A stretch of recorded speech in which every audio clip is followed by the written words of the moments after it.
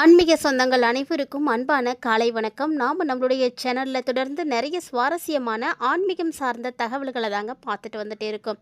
அந்த வரிசையில் இந்த பதிவில் பார்க்கக்கூடியதும் ரொம்பவே சிறப்பு வாய்ந்த ஒரு பலன் தாங்க. ஆமாம், மிதுன ராசி அன்பர்களுக்கு வரக்கூடிய பிப்ரவரி 1ஆம் தேதிக்கு அப்புறமா ஏற்படக்கூடிய மாற்றங்களை பற்றி தான் தெரிஞ்சுக்க போகிறோம். பொதுவாக ஒவ்வொரு மாதமும் பௌர்ணமி வரதுண்டு. இருந்தாலுமே கூட ஒவ்வொரு மாதம் வரும் பொழுதுமே தனித்துவத்தோடும் சிறப்புகளோடும் தான் இருக்கும்னு சொல்லுவாங்க. ஸோ அந்த மாதிரி தான் வரக்கூடிய தை மாத பௌர்ணமி. இந்த பௌர்ணமி பார்த்திங்கன்னா பூசம் நட்சத்திரத்தோடு இணைந்து வருவதனால தமிழ் கடவுளான முருகப்பெருமானுக்கு உரிய அற்புதமான ஒரு நாள் அப்படின்னு சொல்லுவாங்க. அதாவது தைப்பூசம் பார்த்திங்கன்னா ரொம்ப விமர்சையாக கொண்டாடப்படக்கூடிய ஒரு திருவிழா. அதாவது உலகெங்கும் இருக்கக்கூடிய முருக பக்தர்களால் ரொம்ப கோலாகலமாக கொண்டாடப்படக்கூடிய திருவிழானா அது தைப்பூசம் மட்டும்தாங்க. இந்த விழா பார்த்திங்கன்னா நம்ம இந்தியாவில் மட்டும் சிறப்பாக கொண்டாடப்படுறதே கிடையாதுங்க. இலங்கையில், மலேசியாவில், சிங்கப்பூரில் எல்லா நாடுகளிலுமே ரொம்ப விமர்சையாக கொண்டாடப்படுறாங்க. எங்கெங்கெல்லாம் தமிழ் பக்தர்கள் இருக்காங்களோ, எங்கெங்கெல்லாம் முருக பக்தர்கள் இருக்காங்க, எந்தெந்த நாடுகளில் தமிழர்கள் இருக்காங்களோ எல்லாருமே பார்த்திங்கன்னா தைப்பூசத்தை ரொம்ப விமர்சையாக கொண்டாடுறது உண்டு. ஸோ அப்படிப்பட்ட இந்த ஒரு நாளில் பார்த்திங்கன்னா ஏற்படக்கூடிய அந்த பௌர்ணமியும் பார்த்திங்கன்னா ரொம்ப சிறப்பு வாய்ந்தது தாங்க. பொதுவாகவே பௌர்ணமி அப்படின்னா ரொம்ப நல்ல நாள், அதீத நல்ல ஆற்றல்கள் நிறைந்திருக்கக்கூடிய நாள். அதாவது ஒவ்வொரு பௌர்ணமி விரதமும் எப்படி இருக்கணும் அப்படின்றத தெரிஞ்சுக்கிட்டீங்க அப்படின்னா ரொம்ப எளிமையாக உங்களால் இருக்க முடியுங்க.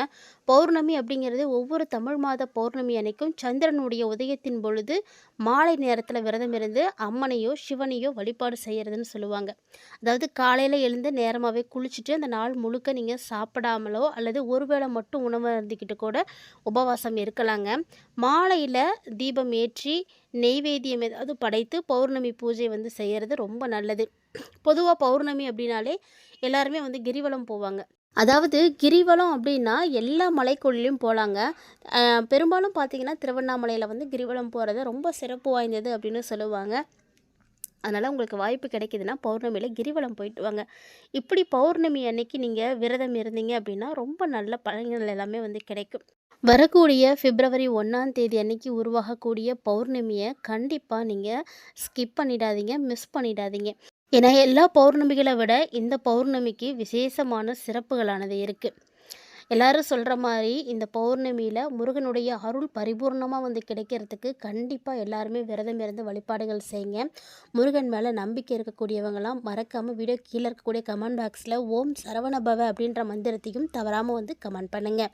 முருகனுடைய அருள் பார்த்திங்கன்னா பரிபூரணமாக எல்லாருக்குமே கிடைக்கிறதுக்கு கண்டிப்பாக இந்த ஒரு நாள் உங்களுக்கு ரொம்ப ரொம்ப தேவைப்படும், முக்கியமான ஒரு நாளாகவும் இருக்கும். ஸோ இது மாதிரி நல்ல வாய்ப்புகளை எல்லாம் நழுவ விடாதீங்க. ஏன்னா பிரபஞ்சம் நமக்கு ஒரு நல்ல நாளை ஏற்படுத்தி கொடுக்குது அப்படின்னா அந்த நாளில் நம்ம செய்யக்கூடிய வழிபாடுகளையும் பரிகாரங்களையும் முறைப்படி செய்யும் பொழுது கட்டாயமாக அது நம்மளுடைய வாழ்க்கைக்கு ரொம்ப ரொம்ப உதவியாக இருக்கும். அப்படின்றதுனால தான் அந்த நாட்களில் இதெல்லாம் செய்திருக்காங்க. பொதுவாக சாதாரண நாட்களில் நீங்கள் வழிபாடுகள் செய்கிறத விட இந்த பௌர்ணமி நாட்களில் தெய்வ தரிசனம் செஞ்சீங்க அப்படின்னா உங்களுக்கு சிறப்பான பலன்கள் கிடைக்கும். பௌர்ணமியில் விரதம் இருந்து வழிபாடு செய்கிறதுனால எண்ணற்ற நன்மைகளை பெறலாங்க. இது பார்த்திங்கன்னா எல்லாருக்கும் தெரிஞ்ச ஒரு விஷயந்தான். ஒரு சிலர் பார்த்திங்கன்னா பௌர்ணமி மலையில் பிரபஞ்சத்தினுடைய சக்தி அதிகமாக இருக்கும். அதனால தான் கிரிவலம் போவாங்க. விரதம் இருக்கிறதுனால நம்முடைய செயல்கள் மட்டும் கிடையாது, மனசையும் தூய்மைப்படுத்திக்க முடியும்.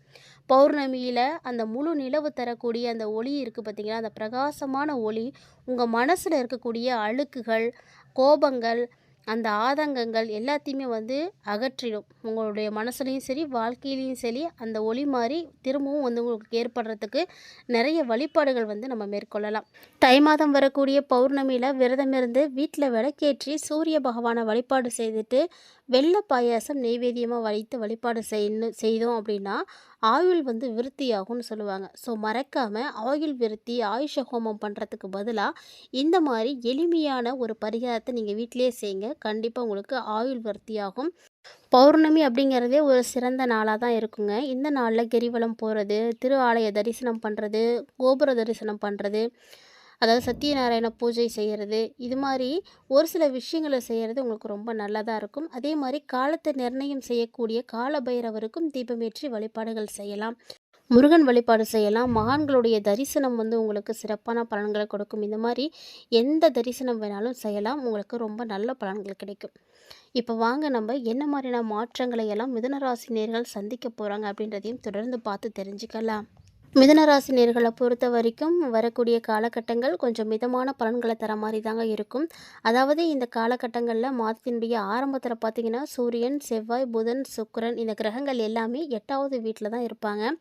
அதே நேரம் சனி பகவான் பார்த்தீங்கன்னா, இந்த மாதம் முழுக்க முழுக்க உங்களுக்கு 10வது வீட்ல தான் இருக்க போறாரு. அதுவும் பின்னோக்கி வந்து வேற இருக்கிறாரு. குரு வேற இந்த மாதம் முழுக்க உங்களுடைய ராசியிலே இருக்க போறாரு. அதேபோல ராகு பார்த்தீங்கன்னா 9வது வீட்டிலும், கேது பகவான் 3வது வீட்டிலும் இருப்பாங்க. ஸோ வேலையில நிச்சயமா நீங்க ஏற்ற தாழ்வுகளானது கண்டிப்பா சந்திக்க வேண்டியிருக்கும். அதாவது உங்களுக்கு ஏற்ற தாழ்வுகளுக்கு பிறகு தான் உங்களுக்கு ஏதாவது ஒரு விஷயங்கள் வந்து சிறப்பா நடக்கும். கண்டிப்பா இடமாற்றம் ஏற்படுறதுக்கு வாய்ப்புகள் நெறைய இருக்கு. அதே நேரத்தில வணிகத்தில இருக்கக்கூடியவங்களா இருக்கீங்க அப்படின்னா, இந்த நேரம் உங்களுக்கு நல்ல லாபம் வந்து கிடைக்கும். அதாவது மிதுன ராசிக்காரங்களுக்கு எப்படின்னா, உங்களுடைய வணிகத்துக்கு வந்து ஒரு புதிய திசைய வந்து ஏற்படுத்தி கொடுக்கும். எந்த வழியில நீங்க வந்து வணிகம் பண்ணலாம், எப்படிலாம் வந்து வேலை செஞ்சா என்ன மாரியான முன்னேற்றங்கள் கிடைக்கும் அப்படின்ற மாரி புதிய புதிய யோசனைகள், சிந்தனைகள் இதெல்லாம் உங்களுக்கு வந்து வெளிவர ஆரம்பிக்கும். வேற ஒருத்தருடைய ஆலோசனையின் அடிப்படையில எப்போதுமே எந்த ஒரு முடிவையும் நீங்க வந்து எடுக்காதீங்க. மாத்திக்கவும் மாத்திக்காதீங்க. ஸோ உங்களுக்கு எது சரின்னு படுதோ அத மட்டும் நீங்க செய்யுங்க. ஏன்னா மற்றவர்களுடைய பேச்ச நீங்க கேட்டீங்க அப்படின்னா, அது முழுக்க முழுக்க உங்களுக்கு பிரச்சனைய தான் கொடுக்கும். அத முதல்ல தவிர்த்துக்கோங்க. நீங்க ஏற்கனவே நம்பியிருக்கக்கூடியவங்க கூட இப்போ உங்களுக்கு வந்து நம்பிக்கைய வந்து இழக்கிற மாரி செய்வாங்க. ஸோ நம்பிக்கைய வந்து நீங்க நல்லபடியா வந்து பராமரிக்கணும் அப்படின்னா, ஓரளவுக்கு உங்களால முடிந்த விஷயங்கள மட்டும் செய்துக்கோங்க. அதீத நம்பிக்கை யார் மேலயும் வைக்க வேணாம். உங்களுக்கு இந்த காலகட்டங்கள்ல அதுதான் நல்லதும் கூட. மேலும் உங்களுடைய அன்புக்குரியவருடைய நேரத்த உங்களால செலவீடு செய்யறதுக்கு இதுவரைக்கும் வாய்ப்பு கிடைக்காம போயிருந்தாலும், இப்போ வந்து வாய்ப்பு கிடைக்கும். திருமண உறவுகளும் பார்த்தீங்கன்னா, ரொம்ப ரொம்ப நல்லா இருக்கும். திருமணமானவங்களா இருக்கீங்க அப்படின்னா, வாழ்க்கை துணையோட தரமான நேரத்த உங்களால செலவிடுறதுக்கு முயற்சிகள் எடுப்பீங்க. ஸோ, அதற்கான வாய்ப்புகளும் உங்களுக்கு ரொம்பவே கிடைக்குங்க. நிதி ரீதியா பார்த்தீங்கன்னா, மிதுன ராசி அன்பர்களுக்கு இந்த மாதம் வந்து ரொம்ப ரொம்ப நல்லா இருக்கும் அப்படின்னு தான் சொல்லணும். அதுவும் பௌர்ணமிக்கு அப்புறமா நீங்க என்னென்ன கடினமான சூழ்நிலைகளை எல்லாம் எதிர்கொண்டீங்களோ, அது எல்லாமே இப்போ உங்களுக்கு சுலபமா மாற ஆரம்பிக்கும். ஸோ நீங்க நினைத்தது நடக்கும் அப்படின்னே சொல்லலாம். இந்த காலகட்டங்கள்ல கல்வி பயிலக்கூடிய மாணவர்களுக்கு எப்படி இருக்கும்னா, வெற்றி பெற்றுக்கிட்டே இருப்பீங்க. நீங்க எது செய்தாலும் அது உங்களுக்கு வெற்றியா முடியும். கடினமா உழைச்சீங்க அப்படின்னா, அதற்குரிய பலனும் கண்டிப்பா உங்களுக்கு வந்து கிடைக்கும். அதனால நீங்க கவலைப்படாதீங்க. ரொம்ப முயற்சி பண்ணி படிங்க. நீங்க எடுக்கக்கூடிய எஃபர்ட் மட்டும் தான் உங்களுக்கு இப்போ நல்ல பலன்கள கொடுக்க போகுது. ஸோ நேரம் நல்லா இருக்கு அப்படிங்கும்போது, நம்ம செய்யக்கூடிய செயல்களும் நமக்கு அதுக்கேத்த பலன்கள கண்டிப்பா கொடுக்கும் அப்படின்றதுனால, நீங்க துணிந்து எல்லா விஷயங்களும் செய்யுங்க. அதுவும் குறிப்பா சுயதொழில் செய்யக்கூடிய மிதுனராசி நேயர்களுக்கு ரொம்ப ரொம்ப நல்லா இருக்கு. ஸோ இந்த நேரத்தில இதுவரைக்கும் எந்த தொழிலும் செய்யாதவங்க, எதுவும் வந்து கல்வி பயிலாதவங்களா இருக்கீங்க அப்படின்னா கூட, நீங்க ஏதாவது ஒரு முயற்சி பண்ணீங்க அப்படின்னா, ரொம்ப நல்ல விஷயங்கள் வந்து எடுக்கலாம். நீங்க எடுக்கக்கூடிய முயற்சி தான் உங்களுக்கு நல்ல வெற்றிய கொடுக்கும். அதேபோல ஆரோக்கியம். இந்த மாதத்தினுடைய ஆரோக்கியம் எப்படி இருக்கும் அப்படின்னா, ரொம்ப வந்து நல்லா இருக்கும்னு சொல்ல முடியாது. அதுக்காக ரொம்ப பிரச்சனையா போய் முடியும் அப்படின்னும் சொல்ல முடியாதுங்க. ஓரளவுக்கு நீங்க ஆரோக்கியத்தில கவனம் செலுத்திக்கிட்டே தான் இருக்கணும். ஏன்னா, இந்த காலகட்டங்கள்ல அடிக்கடி பயணங்களும் இருக்கு. அதாவது தேவையில்லாத பயணங்களா கூட ஒரு சிலது முடிஞ்சிடும். இது மாரி தேவையில்லாத பயணங்கள் எது, தேவையான பயணங்கள் எது அப்படின்றத நீங்க பிரித்து பார்த்து, அதுக்கேத்த மாரி செயல்பட்டீங்க அப்படின்னா, உங்களுக்கு பார்த்தீங்கன்னா நெறைய வெற்றிகள் கிடைக்கும். வெளிநாட்டு பயணம் மேற்கொள்றதுக்கான வாய்ப்புகள் வந்து கிடைக்கும். வெளிநாட்டு பயணங்களாவே இருந்தாலுமே கூட அது தேவையில்ல அப்படின்னா, அத நீங்க அவாய்ட் பண்ணி தான் ஆகணும். ஏன்னா, உங்களுக்கு உடலும் ரொம்ப முக்கியம். வேலை வேலைன்னு வேலை மட்டுமே பார்த்துட்டு இருந்தீங்க அப்படின்னா, உடல் வந்து ஆட்டோமேட்டிக்கா டவுன் ஆயிடும். ஸோ ஆரோக்கியம் ரொம்ப ரொம்ப முக்கியம். நம்ம ஆரோக்கியமா இருக்கிறதுக்காக, நம்ம நல்லபடியா வாழ்றதுக்காக தான் நம்ம வேலை செய்றோம். பணம் வந்து சம்பாரிக்கிறோம் அப்படின்றத புரிஞ்சுக்கோங்க. பணம் மட்டுமே வந்து வாழ்க்கை கிடையாது. அதனால மிதுன ராசினியர்கள் இந்த ஒரு விஷயத்துல ஒரு தெளிவான ஒரு நிலைக்கு வாங்க. உடல் ரீதியான பாதிப்புகள் என்ன பண்ணும் அப்படின்னா, உங்களுக்கு நிதி இழப்புகளை எல்லாம் ஏற்படுத்தி கொடுக்கும். ஸோ உடம்பு சரியில்லாம போச்சுன்னா, ஆட்டோமேட்டிக்கா நீங்க ஹாஸ்பிட்டலுக்கு போய் செலவு பண்ணி தான் ஆகணும். அதனால நீங்க நிதி ரீதியா செலவு பண்ணக்கூடாது அப்படின்னு நினைக்கிறீங்கன்னா, நீங்க ஆரோக்கியமா இருக்கிறதுக்கு என்னென்ன விஷயங்கள் செய்யணுமோ அதெல்லாம் செய்துக்கோங்க. உங்களுக்கு தந்தையினுடைய உடல்நல பிரச்சனைகளும் பார்த்தீங்கன்னா, இந்த காலகட்டங்கள்ல மோசமடையும். ஸோ அவங்களையும் நீங்க நல்லபடியா பார்த்துக்கணும். உங்க வீட்ல இருக்கக்கூடியவங்கள ரொம்ப நல்லா பார்த்துக்கோங்க. ஏன்னா, ஒரு சிலர் பார்த்தீங்கன்னா, இதனாலேயே மனக்கவலைய வந்து அடைஞ்சிருவீங்க. ஏன்னா, உங்களுக்கு உடம்பு சரியில்லாம போறது, உங்க அப்பாவுக்கு உடம்பு சரியில்லாம போறது. இந்த மிதுன ராசினியர்களுக்கு பெரும்பாலும் பார்த்தீங்கன்னா, தந்தைக்கிட்ட அஃபெக்ஷன் நெறையவே இருக்கும். ஸோ அவங்களுக்காக எல்லாம் செய்யணும், அவங்கள நல்லா பார்த்துக்கணும் அப்படின்னு நினைப்பாங்க.